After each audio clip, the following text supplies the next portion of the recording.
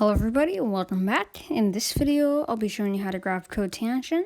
And if you haven't watched my how to graph tangent videos, I recommend you go check those out now, which I'll link in the top right corner and at the end of the video. So let's jump right in. Alright, so let's try and graph y equals cotangent of x. Now, cotangent theta equals 1 divided by tangent theta. And why is this? This is because it's the reciprocal. So, or I should say cotangent over 1. And tangent equals sine theta over cosine theta. Which means that cotangent equals cosine theta divided by sine theta. Which means that we can almost make a table. Alright, so let's just do a few of our values. Now, 1 divided by 0 is undefined. And where is this? Is at 0 degrees. So when theta equals 0, cotangent equals undefined. Now, what about at 45 degrees, or pi over 4? Pi over 4. Now, at pi over 4, we have square root of 2 over 2 over square root of 2 over 2. Which means that pi over 4, we're at 1. And what about at 90 degrees? Well, at 90 degrees, we have 0 divided by 1, which is 0. This is at pi halves. Now, what about at 3 pi over 4? 3 pi over 4. Well, we have negative square root of 2 over 2 over square root of 2 over 2, which is negative 1. Now, what about at pi? Well, we have negative 1 divided by 0. And negative 1 divided by 0 is undefined. And this is at pi. We have undefined. Now, I just want to point out that this is one period. Because tangent has a period of pi, and cotangent is the reciprocal, cotangent, but also has a period of pi. Alright, now let's mark some of our points. So, pi over 4. At 0, it's undefined, so we're going to get a vertical asymptote. Now, at pi over 4, we're at 1. And then at pi halves, we're at 0. At 3 pi over 4, we're at negative 1, so we're going to go down to negative 1. And then at pi, it's undefined, so we're going to get another vertical asymptote. Now, what does this graph actually look like? Well, we can connect these dots to first start. But what's over here? What's over here? Well, if we were to go, say, this way, our triangle would get smaller and smaller. But I want to point out that because cosine equals the x-axis, and sine equals the y-axis, we're going to get eventually a line so small that you can't even see it. It's like, and that would be 1 divided by 0, as you know, which is undefined. But if we just went a little bit out, so we had 0.999, forever nines, whatever. If we just went a little bit out, what would we have? Well, if we had 0.99999999999 forever, I'm not really sure what our sine value would be, but it would definitely be way below 1/2, way below 1/4, and way below 1/8. So let's just say it was 1/8. What would that do? Well, then we have 0.9 times, over 1 times 8 over 1, which equals a number I don't want to guess.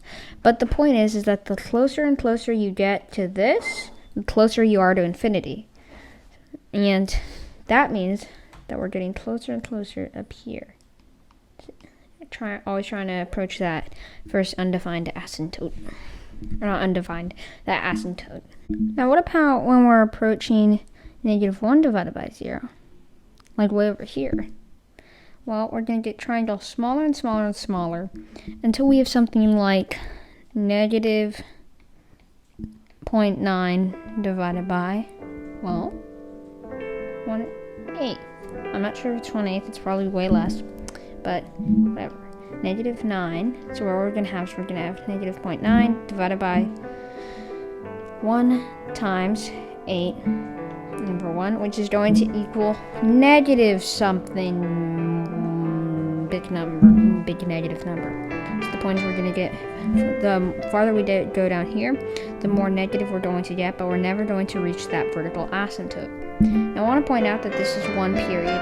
I could draw other periods too, if I wanted to. So here's another period, and so on. But this is just one period. Now how do we graph y equals 2 cotangent of x? Well, what this 2 is going to do, what it's going to do is it's going to affect the amplitude. So we have 1 divided by 0. Now 1 divided by 0 is undefined. Now what about at pi over 4? Well, we have square root of 2 over 2, or square root of 2 over 2. Except times 2, because remember, we have an amplitude of 2, times 2 is 2, and this is at pi over 4. Now, we have 0 divided by 1, which is 0, and this is at pi halves. Except then times 2 is still 0. So at pi halves, we're still at 0. Now, what about at 3 pi over 4? We have negative divided by positive, and negative square root of 2 over 2 divided by square root of 2 over 2 is, well, it's negative 1. Times 2 is negative 2.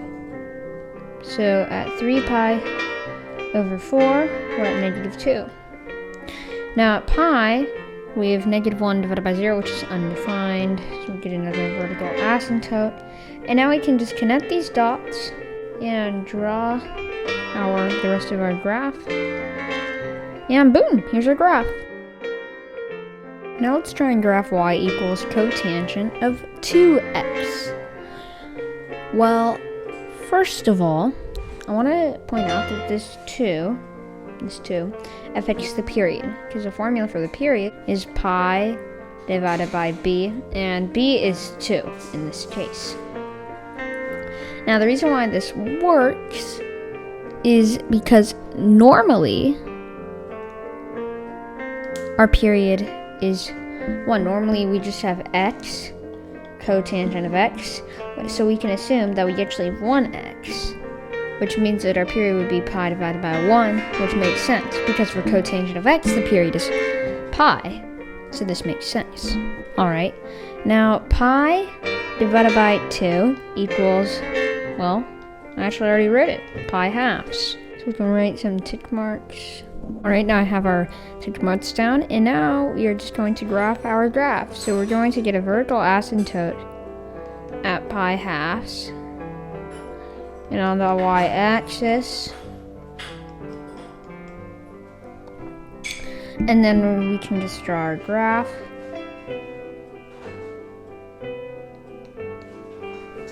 Boom. Boom.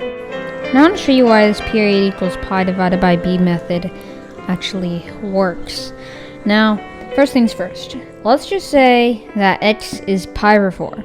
For this example, I'll say that x is pi over 4. So I'll be right here. Alright, now at pi over 4, we have square root of 2 over 2 over square root of 2 over 2. But because we're inputting 2x into cotangent, what we're going to do is we're going to take the output value. It's going to be what the output value of 2 times pi over 4 would be, which is 0 divided by 1. And what's 0 divided by 1? Well, 0 divided by 1 is 0, which is why at pi over 4 we're going to be at 0. So that's why this method works. And here is our graph. Thanks so much for watching. If you enjoyed this video, please give it a thumbs up and subscribe to my channel and hit that notification bell. If you disliked this video, please share with somebody else because they might find it helpful. But for now, goodbye.